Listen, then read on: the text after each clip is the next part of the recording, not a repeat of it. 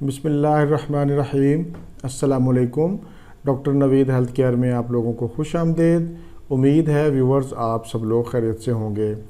آج کا ہمارا پروگرام گوشت کے حوالے سے ہے۔ گوشت کو محفوظ کرنا، گوشت کو پکانا اور گوشت کو کھانے کا طریقہ۔ عید الاضحیٰ کی آمد ہے، جسے بڑی عید یا بقرہ عید بھی کہا جاتا ہے۔ عید الاضحیٰ کے موقع پر غریب سے غریب لوگ بھی پیٹ بھر کر گوشت کھاتے ہیں، لیکن ہمیں معلوم نہیں ہوتا کہ گوشت کو محفوظ کیسے کرنا ہے، گوشت کو کیسے کھانا ہے، اس کو پکانا کیسے ہے، کن افراد کے لیے گوشت نقصان کا باعث بن سکتا ہے۔ گوشت کے حوالے سے میں کوشش کروں گا کہ مختصر وقت میں تمام احتیاطی تدابیر آپ سے شیئر کروں۔ سب سے پہلے تو ہم دیکھتے ہیں کہ گوشت کو محفوظ کیسے رکھا جائے۔ آج کل ہر گھر میں تقریباً فریج اور ڈیپ فریزر موجود ہے۔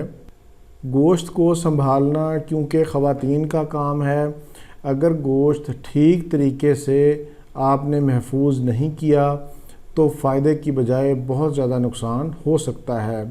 سب سے پہلے تو فریج اور ڈیپ فریزر کی اچھی طرح صفائی کریں اور گوشت کے چھوٹے چھوٹے پیکٹ تیار کریں، لیکن اس بات کا خیال رکھیں کہ گوشت کو پلاسٹک کی تھیلیوں میں مت پیک کریں، بلکہ ایلومینیم فوائل سے بنے باکسز استعمال کریں۔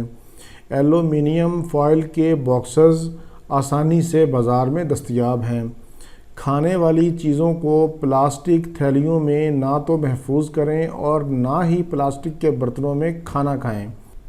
پلاسٹک کی تھیلیوں میں استعمال ہونے والے کیمیکل اتنے خطرناک ہوتے ہیں کہ یہ ہارمونل نظام پر اثر انداز ہو کر کینسر کا باعث بنتے ہیں۔ یہ کیمیکلز جسم میں داخل ہو کر قوت مدافعت کو کمزور کرتے ہیں، بلکہ جدید تحقیق کے مطابق بال گرنے کی اہم وجہ پلاسٹک کے برتنوں میں کھانا کھانا ہے۔ اب اگلا مرحلہ آتا ہے گوشت کو پکانے کا۔ گوشت اگر کچا رہ جائے تو خواتین کے لیے کافی شرمندگی کا باعث بنتا ہے، کیونکہ عید والے دن مہمانوں کی آمد و رفت ہوتی ہے۔ اس لیے گوشت اگر نہ گلے تو ہانڈی میں تھوڑا سا کچا پپیتا، اگر کچا پپیتا اویلیبل نہ ہو تو آپ اس میں 1 عدد انجیر ڈال دیں، اس سے گوشت فوراً گل جائے گا۔ گائے کے گوشت کو ہمیشہ تیز آنچ پر پکائیں۔ اس کی وجہ یہ ہوتی ہے کہ گوشت کے کٹ پر بے شمار بیکٹیریا پائے جاتے ہیں، اس لیے گوشت کو اچھی طرح پکایا جائے۔ ویورز، اب سوال یہ پیدا ہوتا ہے کہ گوشت کو فریزر میں کتنا عرصہ محفوظ رکھ سکتے ہیں؟ تو سائنس تو یہ کہتی ہے کہ گوشت کو فریزر میں آپ 2 سے 3 مہینے تک رکھ سکتے ہیں، لیکن میں اس چیز کا قائل نہیں ہوں۔ آپ گوشت کو کم سے کم فریزر میں رکھیں، زیادہ سے زیادہ 10 دن تک آپ جتنا استعمال کر سکتے ہیں اتنا آپ رکھ لیں۔ 10 دن کے بعد گوشت کی غذائیت میں بھی فرق آ جاتا ہے، اس کے ٹیسٹ میں بھی فرق آ جاتا ہے، اس لیے مستحق لوگوں میں تقسیم کر دیں۔ پرانے زمانے میں لوگ گوشت کو محفوظ کرنے کے لیے رسیوں میں پرو کر دھوپ میں خشک کر لیتے تھے، کیونکہ اس دور میں فریج اور ڈی فریزر نہیں ہوتے تھے۔ آج بھی دیہاتوں میں جو لوگ رہتے ہیں جن کے پاس فریزر اویلیبل نہیں ہے، تو وہ گوشت کو محفوظ کرنے کے لیے یہی طریقہ استعمال کرتے ہیں۔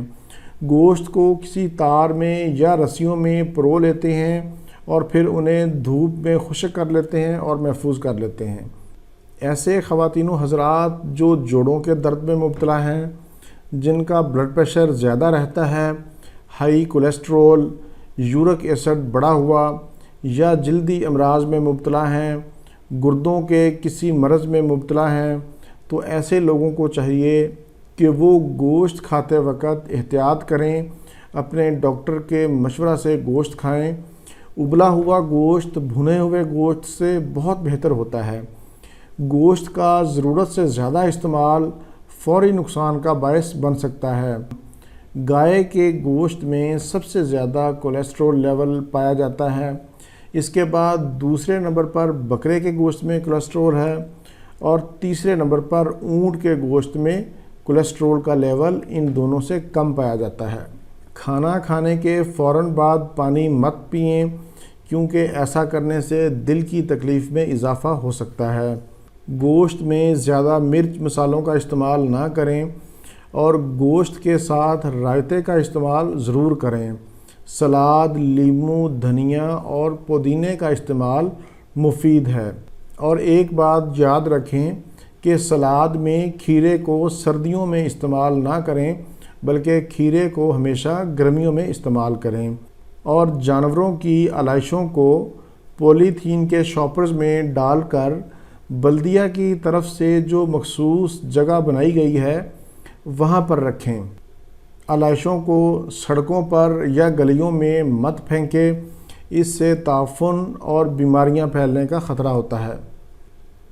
ویورز، آخر میں مجھے آپ سے ایک گلہ ہے کہ آپ لوگ ویڈیو کو نہ تو لائک کرتے ہیں اور نہ ہی شیئر کرتے ہیں۔ ان دونوں چیزوں پہ یقین کریں، آپ کا کوئی خرچ نہیں ہوتا۔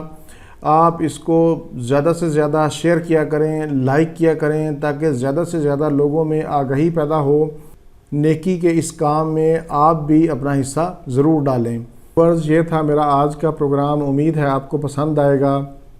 اچھا لگے تو اسے ضرور شیئر کریں اور میرا چینل بھی سبسکرائب کریں۔ اسی کے ساتھ ہی مجھے اجازت دیجیے، دوبارہ کسی نئی معلوماتی ویڈیو کے ساتھ آپ کی خدمت میں پھر حاضر ہوں گا۔ تب تک کے لیے اجازت، اللہ حافظ۔